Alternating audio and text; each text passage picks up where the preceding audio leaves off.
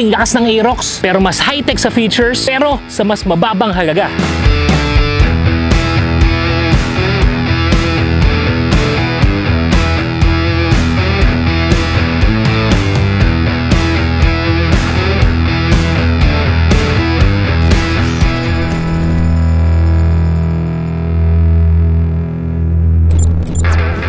Pero bago natin pag-usapan yan, marami sa mga nanonood sa inyo hindi pa rin nakasubscribe at nakafollow sa ating channel. Mangyari po lamang na mag-subscribe at mag-follow sa channel natin. Makakatulong din ang inyong mga likes at comments para sa video na to, para siguradong hindi kayo magpahuli sa mga balita tulad nito. Salamat po.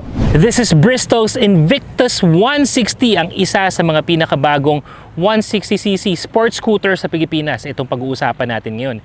Sa presyo na to, 128,800, pero wag ka. Naka-promo price to at 118,800. Grabe, 118,800. Napakamura naman nito. Yan ang pag-uusapan natin ngayon. Unahin muna natin, syempre, yung forma. Unang tingin, alam mo, this is a sporty scooter kasi aggressive yung mga linyahan nito tsaka yung mga accent. This is pretty much similar sa mga sporty scooter na meron tayo. Maliit yung windshield. Tapos pagdating dito sa harap, makikita mo talaga yung aggressive ng pagka-accent niya. Tingnan mo yung mga linya, pa V, sa lubong, yung kanyang headlight assembly. Tapos meron kang textured surface dito that accentuates yung pinaka-design niya. So mas pumuporma yung harap niya. Yung laki ng front fender niya, tama lang, pagpasensya niya na yung gulong, putik-putik. Alam mo naman tayo, pag nagre-review, ginagamit talaga natin, tag-ulan. Sinabak natin sa putik. But nonetheless, kahit na putik-putik yan, kita mo naman yung forma ng motor na to. Kitang-kita mo yung kanyang pagka-aggressive. And then, meron tong Bristow branding sa harap. Blackened surface right here. Pagdating naman sa kanyang side, makikita natin yung branding na Invictus 160. Dito naman yan. Invictus and then 160. And then premium branding naman pagdating sa ating embossed na Bristow brand dito. Pagdating sa side, ito may accent lang to. Una, akala ko talaga air vent, but it's not. It's really just an accent on the design. Sa muffler niya, blackened muffler, matte black naman. Yung cover ng kanyang muffler cover, actually medyo mahaba at saka malaking muffler nito, bagay dun sa kanyang pagka-aggressive, kanyang pagka-sporty. Stylish na rin yung kanyang radiator cover, tsaka meron na rin tong built-in na tire hugger, mga brother. You know. Malaki din yung rear fender niya dito, malinis tingnan, except lang sa mga putik na nira-ride natin except lang sa mga putik, pero how the design, how the parts went well with each other is hindi siya flattery. Makikita mo talaga yung design niya. Sa taillight naman, very sporty. Actually, maliit lang siya, pero very visible. Napaka-modern ng dating, napaka-sleek, napaka-sporty. And meron siyang signal light. So, okay lang, sana kung nandito yung yung signal lights na dito, mas maangas to, no? Imagine mo, isang strip, tas wala na to, fender na lang, mas maangas yung forma. But nonetheless, this works well dahil hindi siya matatabig, dahil hindi siya lagpas sa muffler at saka dun sa kanyang CVT cover. Kasi kadalasan sa mga ganito, di ba, natatabig. In this case, naman hindi. So overall, pag tinignan mo tong motorsiklo na to, ang unang papasok sa isip mo ay racing to, pang maangas, pang pogi. Yung tipong pag bumaba ka ng motor na to, gwapo ka na kagad. Ganun yung look sa Invictus 160. So gwapo. Tingnan naman natin yung angas ng makina. This houses 160cc engine displacement, single overhead cam, liquid cooled na rin to, and this can generate over 15 horsepower. Tapos sa torque naman niya, 14.7 Nm. So kung kukumpara natin doon sa mga sikat na brand dito sa Pilipinas, yung mga sporty scooter na nasa 150, 160cc scooter, the power is actually comparable. Pero when it comes to using the engine for the Invictus 160, napansin ko napaka-smooth ng delivery nito. Unang-unang piga mo sa throttle, mapapansin mo na kagad yung pagka-responsive niya. I'm actually expecting for this to have a little delay kasi mas mabigat ako. Tapos sabi ko, 160cc na naman. Pero sa experience ko sa ibang 150cc scooter kasi, merong konting delay. Tapos saka mo mararamdaman yung arangkada. When I'm using this, lang siya, yung throttle niya, ang gaan. Kasi alam ng mga riders yan, merong throttle na parang ang bigat. Ito, yung throttle niya ang gaan na para bang 125cc lang ang hawak mo. Ganun siya. Pero, pag pinigami yung signyador, mararamdaman mo na kagad yung kick, yung punch ng acceleration. Yung 14.7 Nm of torque, parang kumbaga sulit at na-maximize na. Isa sa mga gustuhan nyo dito is really the smoothness of the engine when accelerating. Kasi kahit na umabot na ako sa mga 80, 90, going 200, mararamdaman mo yung makina niya parang ang dami pang gustong ibigay, tsaka hindi yung basta parang hirap na siya. Ang smooth pa rin, tas meron pa ring punch.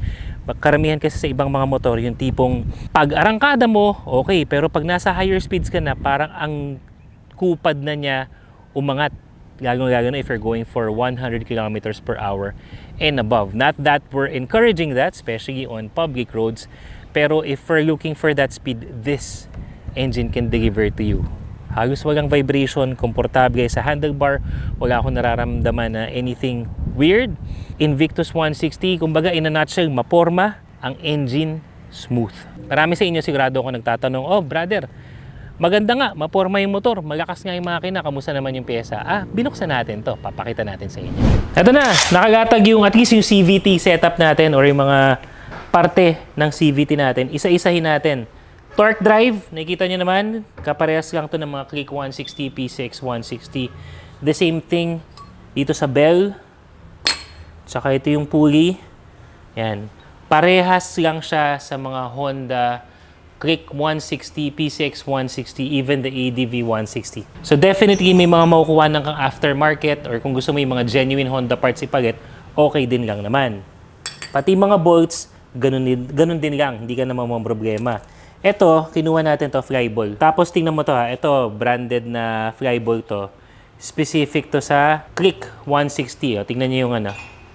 Tingnan niyo yung sukat. Ito yung mga pang Honda 160 scooters. Ayan siya. Tapos ang karamihan nagkakaroon ng issue yung belt. Kasi pag ang belt wear and tear naputol na tapos hindi masyadong familiar dun sa pyesa, nahihirapan. Ito yung belt niya. Tinanggal na rin natin. Tapos ito. May kasukat siya. O, ayan. Sukat na sukat. Kayo na magbasa kung ano ang kamatch na pyesa niya. Genuine to ha, itong hawak natin. Ito, Honda part mismo. This is for Click 160 as well. Ayan o. Available kasi yan dito sa One Moto Avenue. Tapos ito naman yung belt nung Invictus 160. At paulit-ulit ko na nabanggit, gulong, standard size, brake levers, aftermarket, madami. Yung disc, yung calipers, walang problema. Air filter, ganun din. Sa mga PCX din, magmamatch din yan. So in terms of pyesa, hindi ka na masyadong mag-aalala. Lalo na ito mga consumable, kadalasan pinapalitan natin. Meron, hindi ka mahirapan sa parts.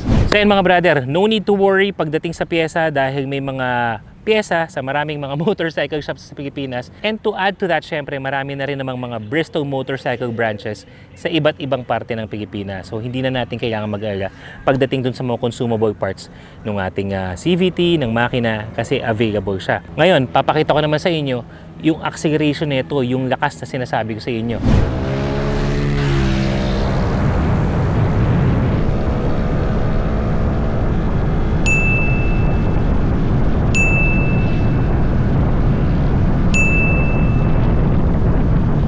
Usapang preno mga brother, nagustuhan ko to. Tamo, adjustable brake lever. O, di ba? According to your preference. Yan, kung gaano kalayo o kalapit yung brake lever mo. I would have preferred to have a handbrake para sa katulad nito, hindi masyadong pantay yung kalsada. Mas gusto ko na may handbrake siya. Ano na lang, nitpicking na lang ako. Pero wag ka, nagpapakasalan ako sa handbrake. Pero ang braking system na to, single disc brake in front, and then single disc brake as well sa likod. Tapos, nalala nyo, yung price point natin, 118,800. Dual ABS channel. Yes, you heard me correctly. The Invictus 160 has dual ABS channel. Definitely a major plus point pagdating sa ganitong category ng scooter, and especially if you're considering yung price point niya. Naku naman talaga. Ito pa, hindi pa ako tapos. Traction control system that you can turn off and you can also turn on with a single press of a button. So actually sa ganitong type ng motor, I don't think I would have to turn off the traction control system. Again, sa mga hindi pa nakakaalam, ang traction control system, yun ang nagmo-modulate sa power delivery pagdating sa rear wheel kapag ang ating gulong ay hindi na kumakapit masyado sa kalsada, maybe madulas, mali ng cornering, i-mellow down niya yung power para maiwasan yung overspinning. At pag naiwasan yung overspinning, it will regain traction, hindi tayo mag-i-skid, may iwasan naman ng semplang. Grabe. dual ABS, traction control system. Ay, mura pa, no? Pagdating sa suspension, what we have in front is telescopic fork, tapos dual rear suspension naman pagdating sa likod, tapos may baso na. So adds to the forma. Pagdating naman sa performance ng suspension nito sa likod, for my weight, swabe lang siya. Hindi ko nararamdaman yung sobrang tigas, hindi ko rin naman nararamdaman na malikot siya when it comes to our aggressive cornering. So it somehow finds that balance. Is it the softest suspension sa 160, 150cc scooter? Definitely not. But if you're using this sa mga highway rides, sa mga long rides, swabing-swabe lang siya kasi sakto lang yung timpla niya. Sa ating telescopic fork naman sa harap, hindi ko naman naramdaman na ito ay tumutukod or anything like that. Ang dami ko ng lubak-lubak na dadaanan, swabe pa rin siya. Merong mga part na mararamdaman mo talagang gagagag siya, pero yung ini-expect mo na tutukod na, hindi pa rin pala. So sakto lang yung play niya. Sa gulong, parehas sa gulong malapad, matches the characteristic of the motorcycle. Wala akong episode. Ito, nakikita nyo naman, putik-putik yung motor natin, tag-ulan, nagagamit ko to sa iba't ibang mga kalsada, kahit tuyo o basa, at wala naman ako episode sa naramdaman na ito ay bumibitaw. Branded na rin yung tires na ito, mga brother, using the CST tires. And then pagdating naman sa sukat ng gulong, again, hindi ka mahihirapan kasi nagkagat na ang ganitong 14 na sukat ng gulong. 14-inch mags. So you will have a lot of options kung gusto mo yung i-dual sport, kung gusto mong mas sporty thread, kung gusto mong racing tires na tipong ipapanglaro mo sa track, pwede yan kasi pretty much standard yung size ng gulong nito. Features tayo, mga brother, sabi ko naman sa inyo, intro pa lang ng video na to, wapak sa features to. Unahin na natin, keyless system. Hindi mo na kailangan i-insert yung susi, nasa bulsa mo na lang, nasa belt, nasa bag. And due to proximity or yung paglapit mo sa motor, dun naman mag-activate yung motor. Pero sa mga nag-aalala na, paano pag nalobat yung susi ko? Paano pag nalobat itong remote na to? Meron tayong manual key. Ang haba, parang Excalibur ni King Arthur. But eto, hindi mo basta-basta ma-didiscover na pang manual susi pala to, kasi tingnan mo yung slot niya. Hindi halata eh. Ito yung turning knob niya, mga brother, di ba? Ito yan, pag kigas siya, basta nandito lang siya, no need to do anything. Basta activate mo lang and then turn it on. Pero sakaling mag-lowbat itong remote natin, yung bilog na yan, susian pala yan. Ayan, oh. Diba? Nag-off na siya. Susian pala to. O, diba? Now, we can turn it on using the manual key. So, yung mga iba na hindi pa masyadong komportable na keyless, dahil yung iba na may misplace, pwede mo rin naman itong gamitin. So, it's your choice. Tapos, ang isa pang wapak na feature na ito, mga brother, is 10.7 liters fuel tank capacity. 10.7, halos 11 liters. Some of the big bikes would go for 12, 16 liters. Halos big bike na yung fuel tank capacity nito. Ang laki ng capacity nito. Actually, pagdating sa fuel consumption, according to Bristol, this can generate 45 kilometers per liter. Ang tipid nun para sa 160cc scooter, ganito kalakas, 45 kilometers per liter. That's impressive. But my actual usage, medyo alam niyo naman tayo, pag nagtetest ng mga bagong motor, niraratrat natin, hindi natin binibaby, hindi natin mini-mellow down. I was able to get between 40-41 kilometers per liter. My actual usage based on my weight at saka sa mga road conditions dito sa Bulacan at saka hatawan kong hatawan, yun ang nakuha kong fuel consumption. That's still very impressive given the fact that you have the power, malaki yung scooter, mabigat pa ako, tapos i-multiply mo yung 41 kilometers per liter to 11 liters, almost 11 liters worth of fuel tank. What? That will give us all over 450, mental math, 450, basta maybe close to 500 kilometers sa isang full tank. That's very impressive. Ito yung mga tipo ng motor na pwede mong pangbakbakan sa highway, pero pwede mo rin namang ipang long ride dahil sa iyong fuel efficiency. At the same time, you can also use this on your daily ride. Hindi ka naman masyadong rat-ratero, hindi ka naman masyadong paangasan, daily ride, this would still be very practical for you given the fuel efficiency. Pero sabi ko, may iba pang features to, di ba? Pag-usapan natin. This also houses yung automatic start and stop.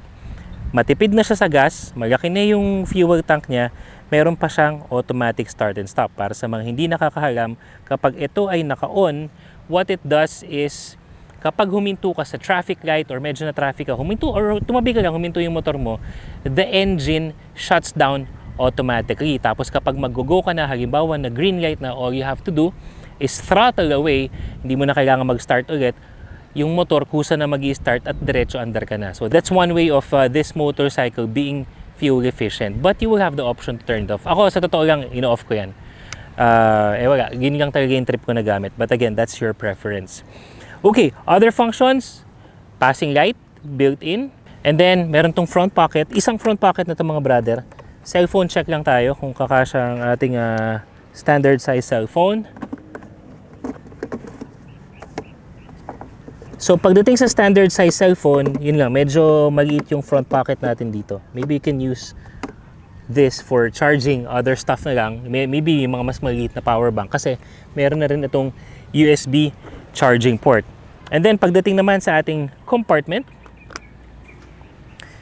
yan. This will not fit a full face helmet dahil actually pahaba siya. Oh, you have a lot of space.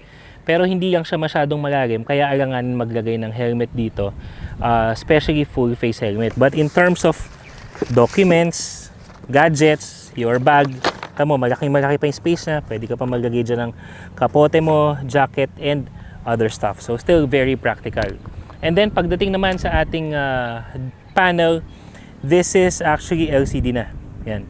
So nakikita nyo, tanghaling tapat. I'm not sure if the camera can do justice, but very visible pa rin yung mga information natin, such as the speedometer, meron tayong mga trip meter, and yung RPM natin, very cool din, nandiyan sa gilid. And then yung ating mga ibang notification or mga ibang indicators, and ABS, traction control system, yan, it's also present here. So it's all clustered into one, kaya napaka-practical na gamitin itong motor na to. So right now, kung nakikita nyo magit na yan, it's at 12 volts. So meron ka pa ring battery indicator kasi wala kang kickstart ang motor na to. Ayan.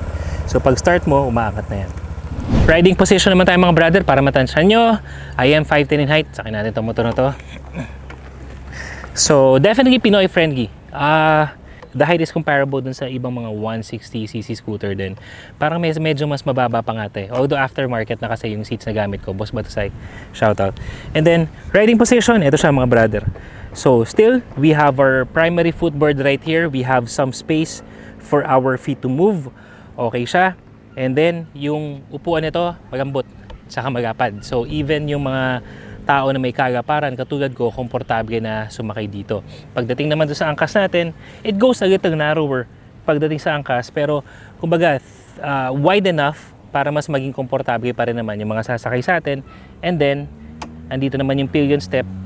It's about 4.5 inches worth of pillion step o angkasan or tapakan ng angkas natin. So okay pa rin naman yan. Upright riding position, relax lang. Kung gumagamit kayo ng mga ibang scooters, sporty scooters, hindi na kayo maninibago dito kasi it's, you know, the ergonomics, yung posisyon sa ride is very much the same. Turning radius, isa sa mga hinahanap ko talaga is ito. Pag sinagad natin siya ng liko, ayan, ito yung sagad na turning radius niya. It will touch my leg a little bit. Again, para sa height ko, I am 5'10" in height. Pero sagad na kasi to. Hindi yung tipong midway pa lang sasabit na. So, pretty good turning radius, especially if we are maneuvering through Metro Manila traffic. Pero wag na masyado, may NCAP na. Ingat tayo doon. And so, very good turning radius at saka clearance pagdating dito sa handlebar papunta dun sa hita natin. No? The stock side mirror, ano naman to? Pretty much standard. So, lagpas lang ng konti sa handlebar, I would suggest kung mahilig ka mag-rain filtering at walang NCAP sa lugar mo, then you can go for an aftermarket side mirror na siguro hindi gagagpas sa handlebar para mas ma-enjoy mo yung filtering. Ito pa, mukhang malaki yung motor na to, mukha siyang mabigat gaya ng sabi ko sa inyo kanina, pero in reality, this is lightweight. It's about over 120 kilograms lang yata to. So kahit na hindi kayo kasing laki ko, kasing lapad ko, you will not have a problem in handling this motorcycle kahit you're going in and out of your parking slot sa mga garahe nyo, walang problema. Tapos komportable pa. Ganda, sarap gamitin ng motor na to. Peripherals, okay. Yung distansya ng panel sa rider and the way it's tilt or kumbaga kung paano siya nakaanggulo sa akin. Tapos isama mo pa kung gaano kalinaw yung panel nito kahit na tanghaling tapat. So overall, this compacts into one comfortable ride kahit na yung kanyang forma or yung identity ng motor is that of an aggressive or sporty type. And that's our motorcycle feature for the day, mga brother. This is the Invictus 160 at just over 118,000 pesos. You get all that specs and features. Sulit nga ba? I-comment nyo sa baba at pag-usapan natin yan. In the meantime, para hindi ka magpuhuli sa lahat ng mga motorcycle news, reviews, and tips, be sure to follow lahat ng mga social media pages natin, katulad ng TikTok, Instagram, YouTube, and Facebook. Till our next video, mga brother. Salute!